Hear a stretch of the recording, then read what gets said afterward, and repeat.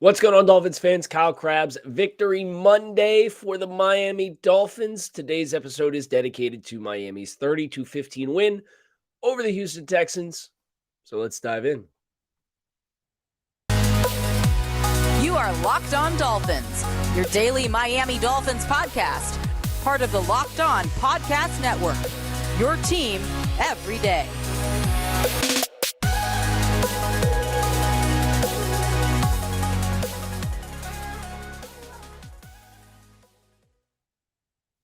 What's going on, Dolphins fans? Kyle Krabs, your team every day here on the Locked On Network. This is Locked On Dolphins. If you're unfamiliar, I'm a lifelong Miami Dolphins fan. I'm the director of scouting and co-founder of the draftnetwork.com, and very much enjoying yet another check-in this week at Club Dub, the Dolphins with a 30-15 victory over the Houston Texans in a game that felt like it was really over before it began. Had a chance to go down, partake the game at Hard Rock Stadium. We're going to talk about what we experienced. Today's episode is brought to you by Prize Picks. Prize Picks is daily fantasy made easy. Pick 2 to 5 players, and if they score more or less than their Prize Picks projection, you can win up to 10 extra money on your entry. First-time users can receive a 100% instant deposit match up to $100 with promo code Locked On. That's prizepicks.com, promo code Locked On. So Miami, 30-0 lead at halftime, very quickly became the most anticlimactic finish of the season. But hey, let's be fair. This is also what we were asking for, right? And there's plenty of storylines. We're going to talk about Teron Armstead. We're going to talk about the play calling and all that. We've been asking for some non-stressful finishes because we know when rubber meets the road, and that time starts right now. Rubber meets the road starting right now for the Miami Dolphins. You're going to have some stressful moments. Miami commandeered control of this game extremely quickly. I want to give a tip of the cap to the defense specifically for the way that they came out of the bye and set the tone. And even after the dogs were called off, right? Houston finished the game with 210 yards of offense. They averaged 3.6 yards per play. They rushed the ball for 36 yards in total. They turned the ball over 3 times. I mean, Dolphins haven't had that kind of turnover production hardly ever this season. This is one of the best entire picture defensive performances, and you would expect it to be based on Houston being Houston and who they are. But the fact that the defense showed up, you dominated the line of scrimmage in both phases of playing defensive football. You really got after the quarterback. It feels really good. That is, I think, a step for this Dolphins team, obviously having a defensive score. Xavier Howard getting his hands on the football. Bradley Chubb with a strip sack. Jalen Phillips running around like a madman. I thought the linebackers for the Dolphins, for the second consecutive game, played their best football. Jerome Baker was in on a couple of plays. Elandon Roberts was really, really authoritative between the tackles against a running back like Dameon Pierce, who will get downhill if you let him, and he'll give you a really hard time. Dameon Pierce rushed 5 times for 8 yards against the Dolphins. Dolphins in total sacked Kyle Allen 5 times. He had a ESPN QBR of 4.2. That's on a 100-point scale. I mean, they got after him up front. I thought the defense, obviously, tip of the cap to Van Ginkel and Verone McKinley for getting their hands on footballs. Verone McKinley, kind of cool. Another UDFA. He's playing some high safety late in the football game. Houston's kind of trying to stress you out a little bit by coming back a little bit. They score 15 points in the second half. Miami doesn't score any. And Verone McKinley gets his hands on a football that was left inside down the field, and that was all she wrote. I thought that was great. I thought it was great to see him make a play. I know there's a lot of people, a lot of fans of the team who are hopeful for him. I know he's very close with Javon Holland, so him getting the chance to be down here, it's a cool storyline. Very cool storyline. So defensively, I think the Dolphins should have a lot of pride in the way that they've played the last 2 weeks. I think they've played their 2 most complete efforts against the Cleveland Browns and against the Houston Texans. which is good because now you got the San Francisco 49ers and Deebo Samuel, assuming his hamstring's healthy, and Brandon Ayuk and George Kittle and Christian McCaffrey. And it's a little different dynamic. And I think the Dolphins, one thing I will say between the rest and the last two games the Dolphins defense played, I feel like they're ready and primed and capable of playing their best football of the year in these matchups. And I think if you tackle well in the open field against San Francisco, I think the Dolphins will win this football game. But that's a conversation for the rest of the week. We've obviously got a lot to focus on. How about Jason Sanders? Had a perfect day kicking the ball. I know everybody's kind of been eyeing Sanders and his performance, and he was 3 for 3 and had along a 45 and kicked 3 extra points. And we saw Thomas Morstead from a special teams perspective after not seeing him against Cleveland, and he punted the ball 6 times. Had a couple nice punts. I thought the return team was a little loose a couple of times. First guys down didn't get returned on the ground. But hey, we're gonna knock the rust off from the bye week and the fact that we punted twice in 3 games prior. You're willing to live with that, but it was great seeing like guys like Keon Crossan, who we didn't know if he was going to be able to play, and he was out there and performing. So I don't think from a special teams perspective there was too much. I do want to leave plenty of room to talk about the offense because we have to talk about Tua and his performance. We have to talk about the balance of the wide receivers. We have to talk about why the running game happened the way the running game happened with 2.5 yards per carry against Houston. We need to talk about Teron Armstead. A lot of offensive storylines that we're going to have to dive through coming out of this game and try to figure out, what the status is of Teron Armstead. I know he's a pec strain. Ian Rappaport said he missed some time. I don't know what that means. Missed some time. But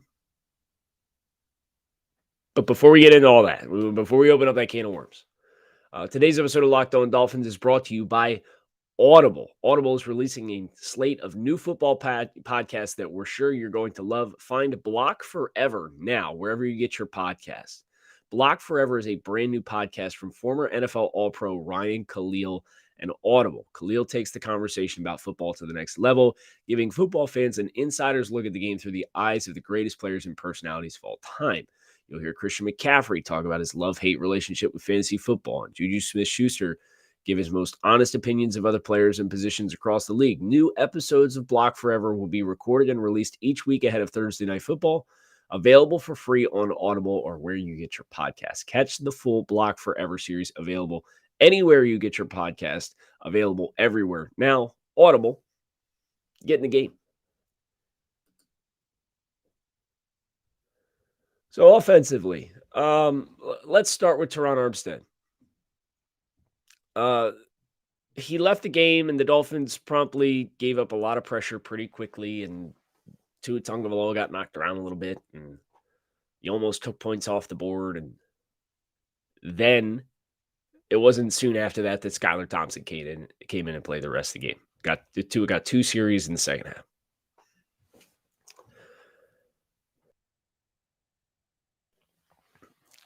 I will say, I think if you're going to have to play without Teron Armstead for a couple of weeks,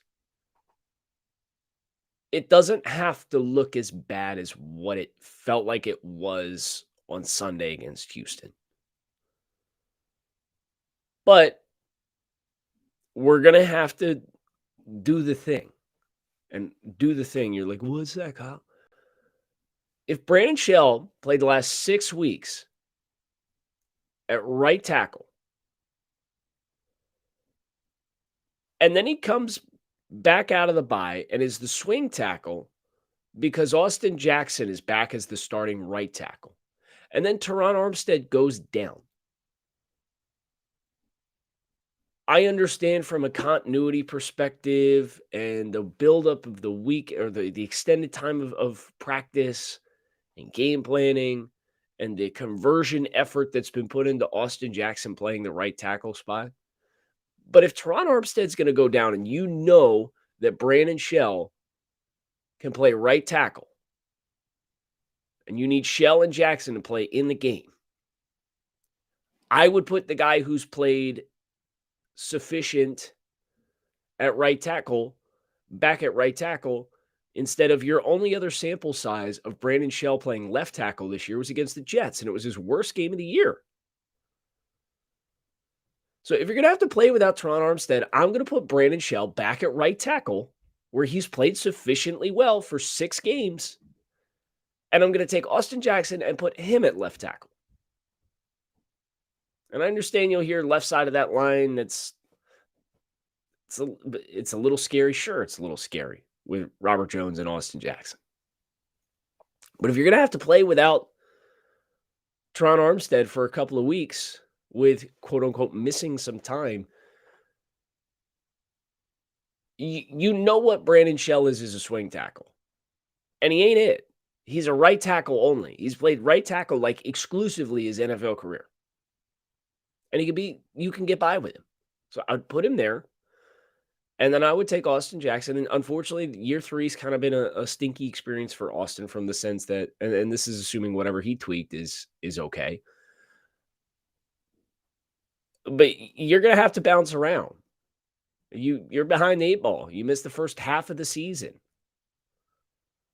And I'm not saying the Dolphins staff did this, but I'm not making any concessions for Austin for long-term development of a first-round pick when I'm 8-3 and trying to win some freaking football games. I'm not just going to keep him at right tackle because, that's where we wanted to be long-term. I'd be like, dude, you got to go over to the other side. I know you know how to play there. You played there for forever.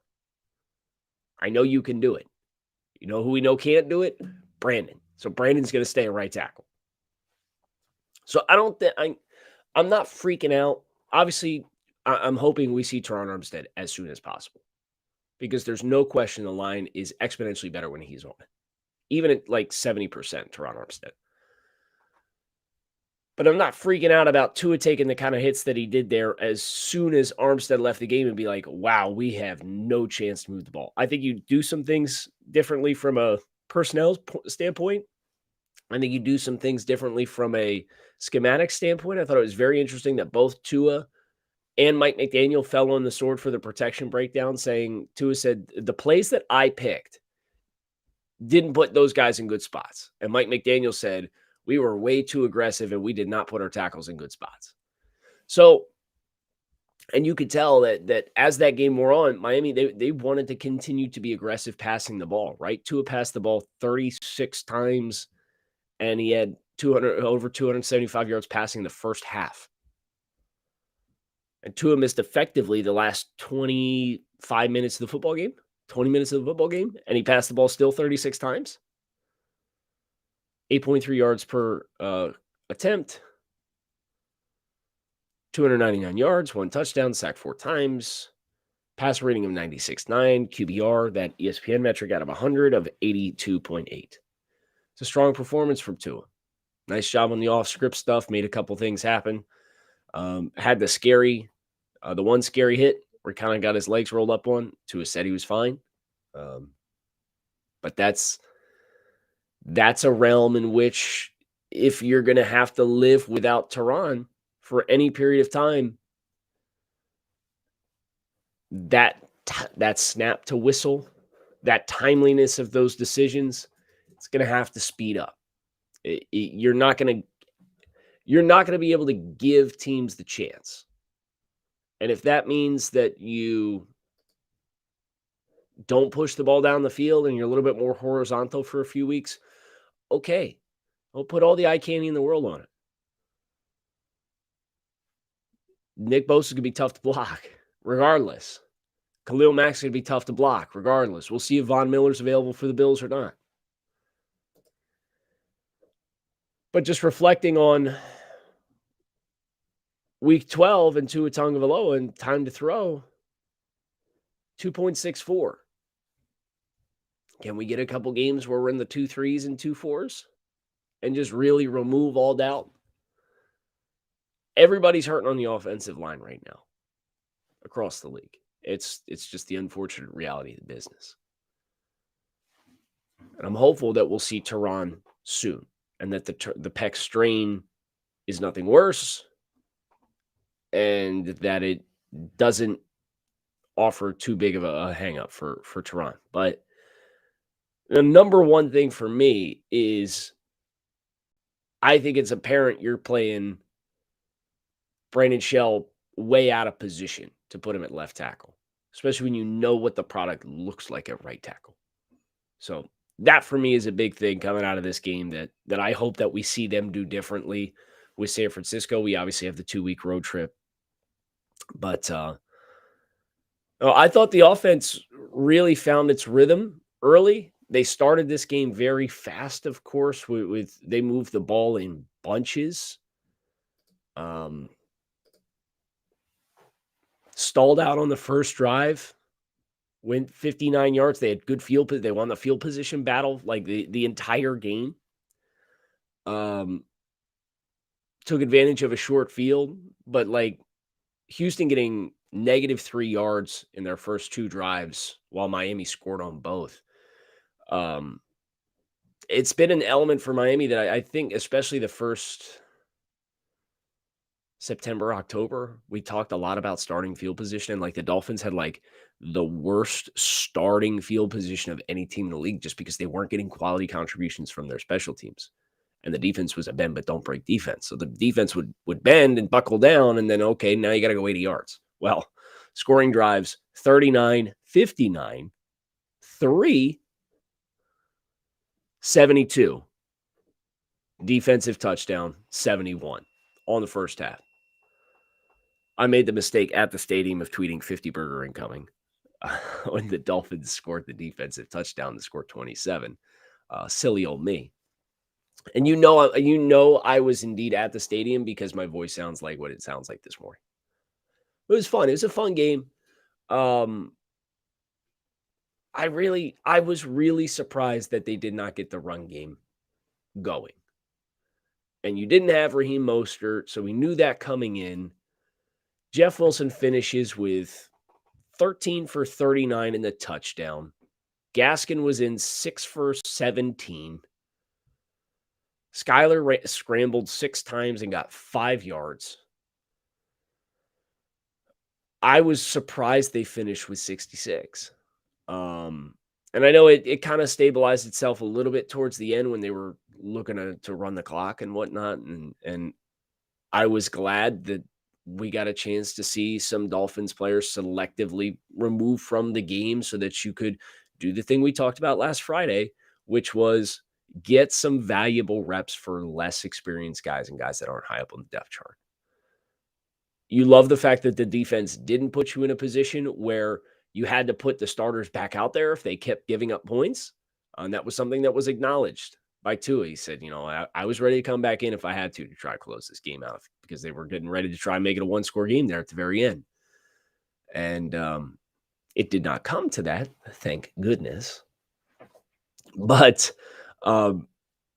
I think offensively, there's a lot to be excited about. The protection being what it was. I don't think they changed their mentality of how they were playing offense when they should have with Teron Armstead. Like you're gonna play a different game when Teron Armstead's out there. Just like you're gonna play a different game when Xavier Howard's not out there. Just like you're gonna play a different game when the Tua Tagovailoa is not out there. You know what it is? You have some elite football players on this roster, and elite football players change the math.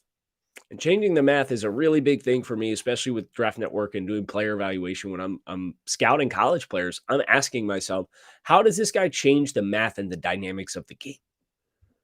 Teron Armstead does that. Because instead of blocking with 7, you can most of the time block with 6. And shoot, the Dolphins go empty this year way more than they ever had before with Brian Flores. And they block with 5. And you stretch the field out. And it works well. So you lost a math changer, and the Dolphins didn't change how they played. So I'm not surprised that it wasn't successful. And I think Tua and Coach McDaniel kind of indirectly told you that as well. So I know that was the number one question was, oh my God, protection. It's what is going on? The wheels falling off the bus. Are we toast if we don't have Teron? No. This guy's not falling, but Teron's an elite player. So you need to have him. So whatever needs to happen for him to get back at an effective level of play sooner rather than later, I'm hoping is the outcome that we get. This was a fun game, man. It was fun to be down there too. It was, first of all, I'm sure you guys don't care too much about the personal decisions I made, but I flew down out of Baltimore on the 6 a.m. flight on Sunday morning. Got picked up by a few friends. Shout out Andy, and Susan, and got to the stadium about 9:15. Tailgated, did the team shop, saw some friends, went into the game, did the game, drove right to the airport. I was on the last flight out at 11 o'clock. So I was at Boat Campers at Fort Lauderdale Airport on Sunday night watching the rest of the games until my flight left at 9 o'clock. And then I landed at Baltimore at 11:15. It's a heck of a day. But I wanted a chance to get down there for a couple reasons. Obviously, the Dolphins are playing good football. Obviously, you felt good about your chances to go down and see a win. But I wanted to go down to see what the fans were going to be like. That was one of the big storylines for me, was what is this fan base going to feel like for this game? And I will tell you, I have never seen, and I understand it was a 1-9-1 Houston Texans team that you just played. But I have never seen the stadium that full and definitively in Dolphins colors. And I've been going to games for a few years now. It was definitively a lot of Dolphins fans showed up. At the tailgate, there's a lot of tents. A lot of tents. The tide is swinging. So if you are native, or if you're not native but you want to be a part of it, they obviously have 2 more home games this year. They've got the Packers on Christmas Day, and then they have the Jets on January 8th. Looking at the schedule, you might get a home playoff game this season. And if you do, the Rock is going to be crazy. It's going to be crazy because I was excited for the turnout of Dolphins fans that we got for the Texans, and the ratio of fans was never better in the time that I've been coming to games. So I think that's obviously very exciting as well, and one of the reasons why I wanted to make sure I had a chance to come down and see the Dolphins play. Today's episode of Locked On Dolphins is brought to you by Prize Picks. Daily fantasy done right. Pick 2 to 5 players, and if they score more or less than their Prize Picks projection, you can win up to 10 extra money on any entry. There's no competing against other people. It's you versus the house. Projections available. They offer projections on any sport that you can watch. Entries can be made in 60 seconds or less, and with safe and fast withdrawals, it's currently operational in over 30 states and Canada. So download the Prize Picks app or go to prizepicks.com to sign up and play daily fantasy sports. First-time users can receive a 100% instant deposit match up to $100 with promo code Locked On. You put in 100, they'll give you another 100. You put in 50, they'll give you another 50. Don't forget to enter promo code Locked On at sign up for an instant deposit match up to $100. That is prizepicks.com or the app at PrizePicks.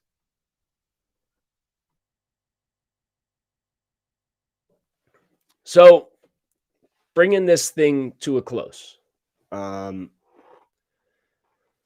out Jalen Waddle. It was targeted 10 times. He had the big catch down the field. Had a couple of the balls that just kind of narrowly got through his hands. Could have been an even bigger day for Jalen. But he now sits at the season with 56 receptions for 963 yards and 6 receiving touchdowns. Waddle set the record for most receiving yards in his first 2 seasons with the Dolphins, a new franchise record. Tyreek Hill, 6 for 85. He resumed first place in the NFL's receiving standings from a yardage perspective. Waddle sits 5th, and Waddle is, I'm not a math guy, so apologies for dropping the ball in this, 37 yards from 1,000, and he is 37 yards from 4th place. Tyreek is 1 yard ahead of Justin Jefferson and remains in the lead. Justin Jefferson's actually been targeted more times now to this point in the season than Tyreek Hill has.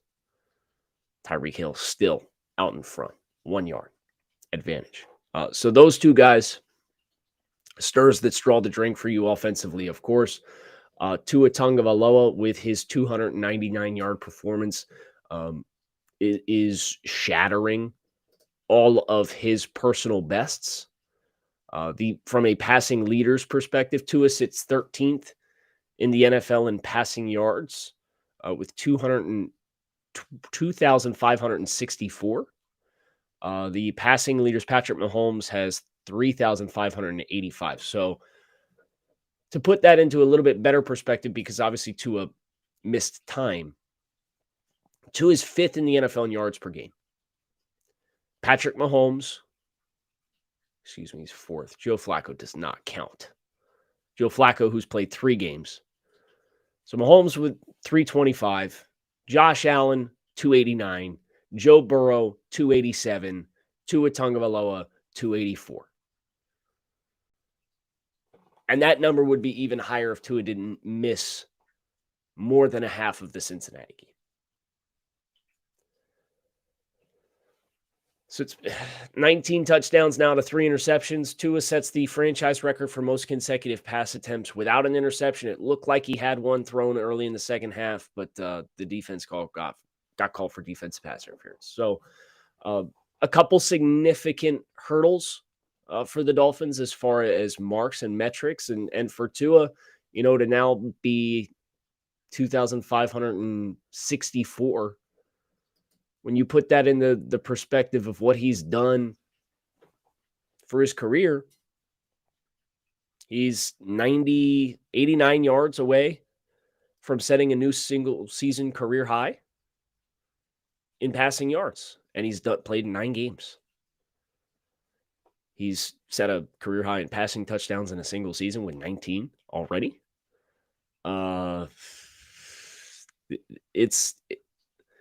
You can't quantify the statistical production that the Dolphins are getting, and what it looks like against San Francisco will, I think, really define the true candidacy of Tua Tagovailoa as an MVP candidate. There's no question when you watch the Dolphins with Tua versus without Tua, the candidacy that he has is extremely strong.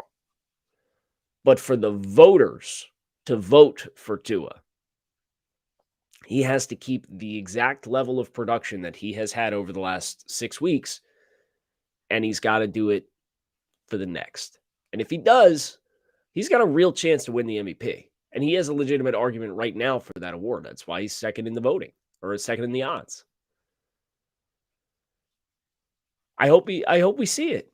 It was really cool to sit in the stands and listen to MVP chants for a Miami Dolphins quarterback, right? It's been a minute since that. But it was a fun game. I think everybody kind of got ho-hum in the second half because the Dolphins didn't – they took the dogs off, I think is one way to put it, right? I don't want to say they took their foot off the brakes or foot off the gas, but it wasn't a pretty close to the game. And what was a very fun and dynamic and explosive and dominant performance in the first half. Everybody kind of watched the second half unfold, and I think everybody kind of knew the outcome of the game at that point, and it took the wind out of the sails for what I think is still a very exciting performance for the Dolphins, for how dominant that they showed that they were when they were attacking and playing their style of football. So we're going to get into the All-22 this morning. We're going to have the All-22 review for you guys tomorrow on the show. Kind of going back into the coaches tape, I did get a very good look. My seats are in the 300 level, looking right down the middle of the field. So I do get like an All-22 view. And what I loved, I will say, that you wouldn't see from a TV copy is you're identifying a lot of the matchups and formational lineups and when strong spots and weak spots. And you're like, oh yeah, like here's your matchup. You want to come to this side. And it was, the plays went exactly where you would see from sitting in the 10,000 foot view, looking down on it. You're like, this is a really good opportunity. And that's where the ball went. And it was play after play after play after play after play. It was great. That was really cool. And I already know from a coach's film perspective, that's going to be a great takeaway for this. But I hope you guys had some great takeaways for this as well. Appreciate your patience as I get back from my one-day journey. So I know Club Dub usually drops a couple hours after the game, but obviously with the travel accommodations, we wanted to make sure we got home and we got a couple hours of sleep before we hit the ground running this morning. So Club Dub, we're in it again. Hope you guys enjoy the stay. And let's get the next one. Let's one more. Let's punch one more. And let's just every week worry about one more. The San Francisco 49ers are up next for the Dolphins. West Coast trip upcoming. And we're about to find out real quick just how real this Dolphins team is. But make no mistake,